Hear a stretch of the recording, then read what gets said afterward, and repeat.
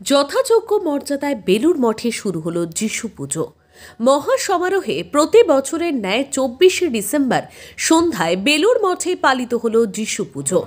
প্রভু যিশুর প্রতিকৃতি রেখে ঠাকুর শ্রী শ্রী রামকৃষ্ণদেবের সন্ধ্যারতির পর ফুল, ফল, মিষ্টি, কেক, পেস্ট্রি প্রমুখ নিবেদন করে প্রভু যিশুকে পূজা করা হয়। যথাযোগ্য মর্যাদায় এদিন বেলুড় মঠে হয় যিশু পুজো।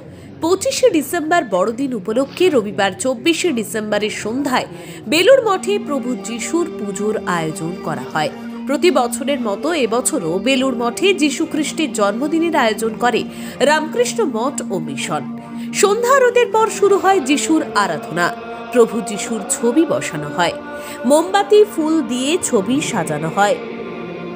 ক্যারলের মাধ্যমে পুজোর সূচনা হয়। উপস্থিত ছিলেন বেলুড় মঠের সন্ন্যাসীরা। পরে যিশুর জন্ম কাহিনী পাঠ করা হয়। মঠের নিয়ম মেনে 24শে ডিসেম্বর মঠের সন্ধ্যা আরতির পরেই শুরু হয় এই বিশেষ অনুষ্ঠান। বিশেষ প্রার্থনা, সঙ্গীত, বাইবেল পাঠের মধ্য দিয়ে এই উৎসব পালন করা হয়।